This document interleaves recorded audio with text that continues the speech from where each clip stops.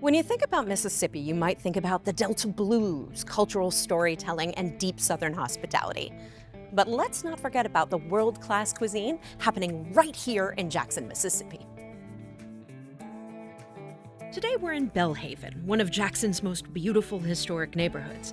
On this walkable little corner of the city, you'll find chefs who are helping put Jackson on the national culinary map. And that's exactly why we're here.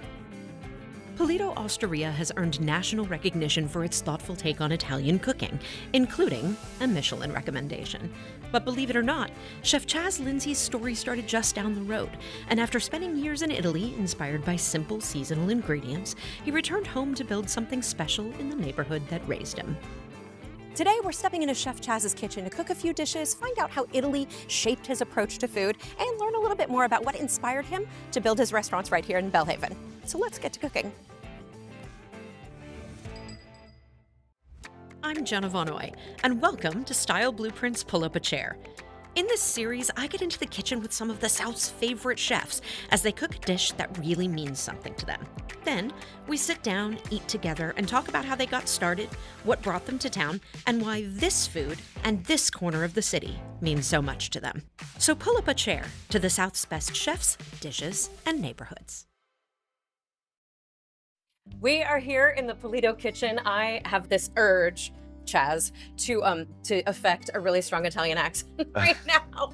Can you say the full name for me? I have to. Pulito Osteria. Yeah. Is that close? Well, here it's Pulito Osteria. Pulito Osteria. Yeah. Okay, we're Southernizing it. Yeah, a little bit. Some people think we're an oyster bar. Some people think we're a Mexican restaurant. But you know, it's just whatever we get down here. But it's Mississippi Italian, is what it is. Yeah. And I'm very excited about the produce in front of us. I love summer tomatoes. They make me so happy. Before we get to making something with them, I want to ask you a little bit about your background. I know you've cooked in some of the best kitchens in the world, really. And so is there a technique or an approach to cooking that you sort of learned years ago that you bring with you and keep with you every day? Yeah, I mean, it's really just about like buying like the highest quality product that you can, treating it nicely, taking care of it, and like not doing a lot to it. You know, especially like seasonality and stuff like that. Like they can speak for themselves. You know? Simple is better when you have really good produce and always better. Yeah. Excellent. Yeah. And then I have to ask. So, how does a former ballet dancer become an Italian chef? I know there's a good story to this. Yeah, so not a lot of people know this, but Jackson, Mississippi hosts the International Ballet Competition every 4 years. Okay. And when I was 8 years old, my mother was the arts columnist for the Clarion Ledger, which is our local newspaper. And so she was covering the IBC, and she took me to a few competitions, and I just thought it was awesome. Next thing I know, like 8 years later, I got the opportunity to go to Houston Ballet like all year round, and decided I didn't want to do that, and started cooking. Like, I mean, you've got to move in both. You know, and now you pirouette through the kitchen on any given opportunity. They're both like high stress, high pressure, moving quickly. Like discipline. Yeah, discipline translates a lot. You know. Well, I'm excited to watch you cook a little bit, and then I look forward to asking you more questions when we sit down. Awesome. Yeah, show me something. So this dish is just sliced tomatoes, some olive oil. This actually came from the farm that I worked at in Italy. So I get 10 cases a year.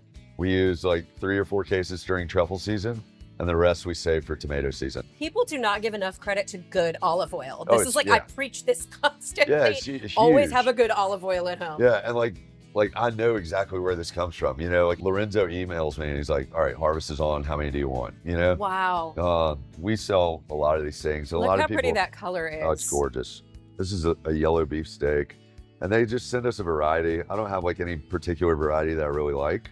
Trying to alternate and have different sizes. You also get like different flavors and textures and stuff like that. Like, so texture too. Texture's huge, you know?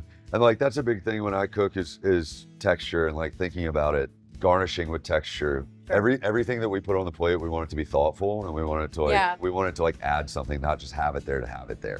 This dish is like embodies Pulito, I think, because it's just like 3 ingredients, and it's gorgeous, it's beautiful, it's local.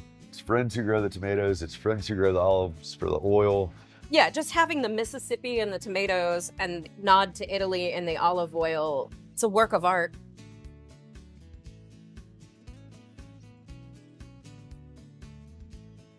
Well, shall we go sit and have a bite? Let's do it. Let's do it. I'm gonna let you carry it so I don't drop it. All right.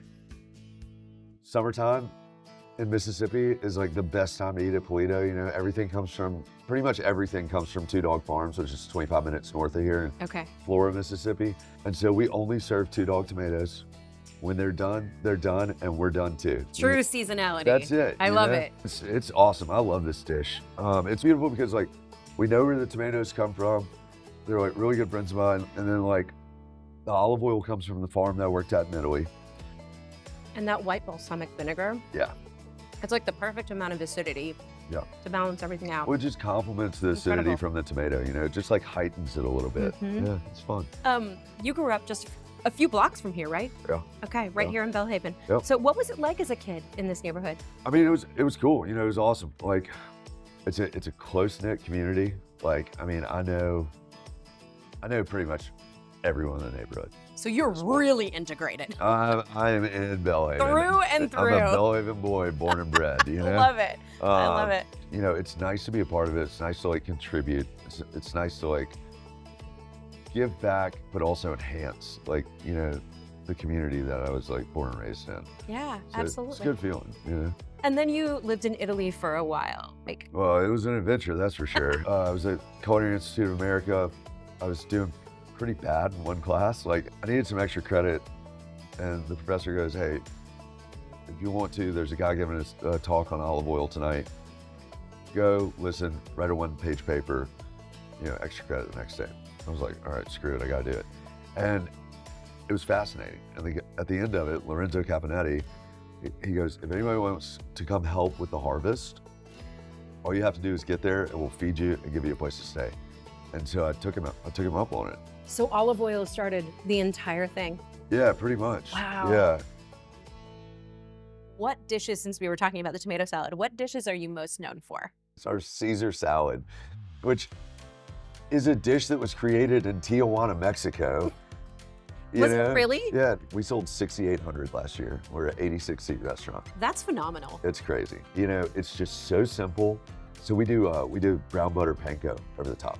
So you get like a little bit of crisp, like, you know, like there's texture in every bite. You know, the lettuce is crispy, it's cold, it's nice. Like brown butter panko, yes, please. And then like we grind 24-month Parmesan and 18-month Pecorino, like super fine, and put that over the top and use that. Of course you do. Yeah, of course you do. It's great. One last thing. So this is not mine. I ripped it from a restaurant in Brooklyn called Theodora, so I want to give them credit. But we like to pour a little mezcal on the tomato plate when you're finished with it. Oh, yes. And it basically just becomes a barbecue tomato. And so bring it on. Pour a little mezcal, and then you just like hold the plate up to your mouth and take a little shot, and it's delicious. Oh my gosh. Okay, this is one of those times when there's nothing graceful about what I'm about to. I literally am lifting this plate to my mouth. You're gonna go for it, straight to the dome. This is so good. Yeah. Mm-hmm. Isn't that good? Stop. It's a different dish. Like it's a barbecue tomato now. You know, like it's amazing. That's wild. I never would have thought of that. Well, this is why you're the expert, and not me. I don't know if I'm the expert, but I know I like some booze.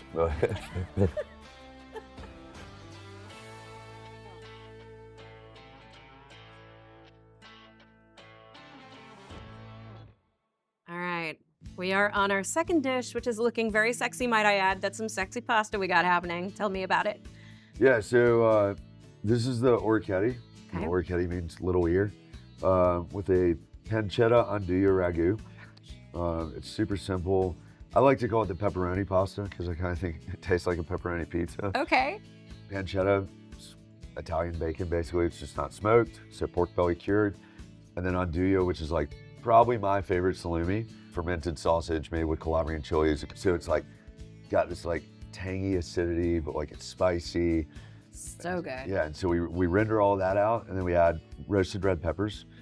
Like, I mean, it's just simple and beautiful, and like that's like what pasta and Italian food is. Get after it. It's just simple, you know, like just simple, straightforward. But it doesn't taste simple. The flavor in that, all of the layers are so insane in such a great way. Well, I mean, but that's the thing is like, you know, that's the whole philosophy with buying just like nice quality ingredients treating them well, not manipulating them too much, trying to make a beautiful, simple dish that's like very straightforward. That's just what we try to achieve here. This will be a dish I think about over and over again. I'll give you the recipe. I mean, and I will take you up on that. Absolutely. It's easy, you know? Fantastic.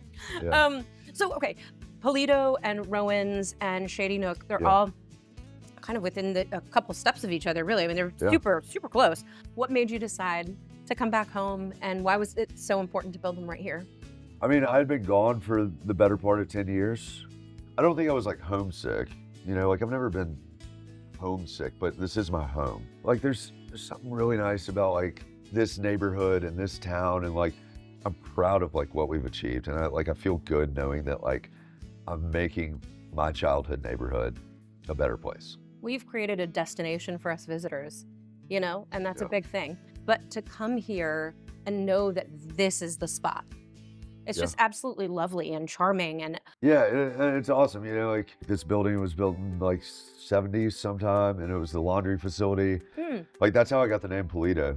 Interesting. So like Pulito means cleaned up in Italian. How does that correlate with an Italian restaurant? Well, okay, they used to like wash sheets in the building. You make a sheet of pasta. Rowan's, like when I opened that, like the whole idea was to be like basically like kind of Cheers, you know, like the neighborhood bar, good burger, cold beer, like that's it. I want it to be a neighborhood. Yeah. Touching back on like giving back to the neighborhood and everything, and like our community in Jackson. Like I wanted to bring a restaurant here that nobody had really ever seen. Pulito recently earned Michelin recognition. Congratulations. Thanks. Very exciting. It's a blessing and a burden. I can only imagine. Yeah. I can only imagine. What does that say about what's happening on this little block in Belhaven? What are you most excited about with all of it? I think what we've created here, like in this one block radius, like the community, like the destination, families coming here, there's something for everybody. You know, and like we close the street off at 5 o'clock on Friday until Monday morning. It's a place people want to be, and they like want to come and like gather, and there's, you know, you can come here and like, you know, have a nice, like really nice upscale meal. You can go to Rowan's and have a burger. You have like your kids can run around. They can go to Mayday ice cream across the street. It's got like, everything. Yeah. In one block. Yeah.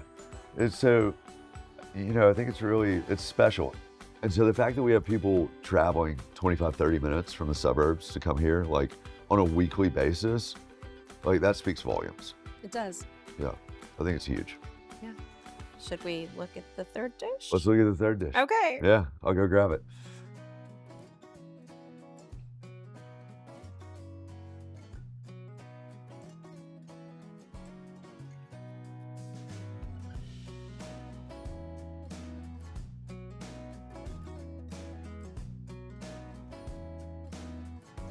So I just want to say for the record that the last dish I passed off for somebody to take a taste of, and I never got it back. So I think that's a good thing. I think that's a good sign. Yeah. I'm coveting this one. I'm not passing this one off. Nobody's getting it.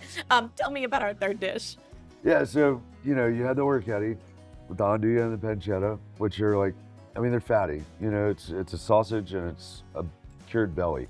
So you render out a lot of fat when you make it. Mm-hmm. And like, we're not going to serve you a bowl of grease, but we'll serve you a plate of grease. So yeah, so like, you know, I just like, we had all this fat. Are you telling me you poached the salmon in this beautiful fat from the, okay. Yeah, it's a little dirty, you know, it's, yeah. That's dreamy is what that I know, is. it's It's nice. dreamy. Yeah, you can't waste it. Yeah, and pickled ramps, we have a lot of ramps. I love ramps. Me too. They hold a special place in my heart because when I was going to CIA upstate New York, I would forage ramps and sell them to restaurants, and that's how I got my beer money. I love that. Yeah, and this is a killer dish. Like, it's just good. And on that note, Get after it. I'm gonna dig in. Get after it. I'm excited for these ramps, and oh my gosh, the crispy on top is so wonderful. I'm gonna get after this one. Yeah, please join me. It's nice, right? It's a good dish. I like it. I mean, I made it. You've worked in so many celebrated restaurants, including like 11 Madison Park in New York, where hospitality is every bit as important as the food. But what does hospitality, great hospitality, look like to you? I want people to feel welcome, no matter what. You know, just making people feel comfortable, no matter, you know, if you've got a dietary restriction or an aversion to whatever, you have a place here, and we will go above and beyond to make sure that need is met, and we do it to the best of our ability. Not only do you feel good doing it, but you make that person feel good and you make them feel special. You can't beat that feeling. If someone has one weekend in Jackson, Mississippi, what are a couple of the restaurants or places that you would send them to? So I think like if you want like the true like Southern Mississippi like experience, you need to go to Bully's, which is, you know, that's a meat and three, like just like good soul food. It was at like James Beard Icon or something like that, Awesome. like classic award. Like you need to go hang out at Howland Mouse. Some of my really good friends own that. And actually Mary Sanders, she designed this place, Rowan's and Shady Nook, all three of my places. She and her husband own it, do a fantastic job. And that's like a legacy restaurant. My buddy Joe at Walker's is doing an exceptional job. That's another legacy restaurant. He bought it June of last year. A very classic, like Southern fine dining place, you know? And it's a cute, quirky, cool, intimate dining room that's a lot of fun. Go have a good dinner at like one of those places. And then there's this place downtown, doesn't open till 10 p.m. on Friday and Saturday nights. It's called F. Jones Corner, and it's like a juke joint. You can still smoke cigs inside. Oh my gosh. And they have Old school. live blues band every night. They got a kitchen that stays open late. It's open till 4 a.m. I spent a lot of time there back in the day. I don't really do that anymore, but I've spent a lot of time. But yeah, I would definitely do that. Represent Jackson very well, and they're very cool, and they're like very uniquely Mississippi. Yeah. I think we're gonna have a little toast together. Yeah, you want me to get a bottle of Averna? I don't know. You mentioned So we started calling it a round of brown for our friends because, you know, a round of brown. a round of brown. A round of it's brown. the brown, you know. Shall we do a round of brown? Let me go. I'm grab it. excited about our round of brown. This is it.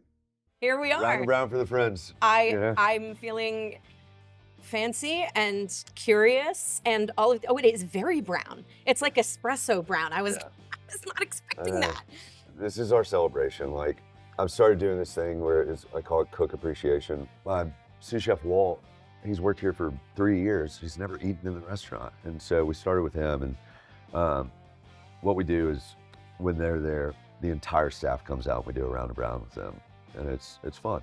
That's so great Yeah. because the hospitality extends to in-house. Yeah. Yeah, that's important. Yeah, it's huge. Yeah. Cheers. Before we do the actual cheers, if you could give a toast to Jackson, what would it be? Thank you for everything. I mean, it's shaped who I am. We're not some little podunk Stinkerville that everybody thinks we are. You know, we got a lot of really good things here. We have a lot of really great people and like cool experiences. And I mean, it's a vibrant, unique place that I love very much. And I wouldn't change how I was raised or, you know, where I grew up for the world. And it's home. So thank you. Cheers to Jackson being home.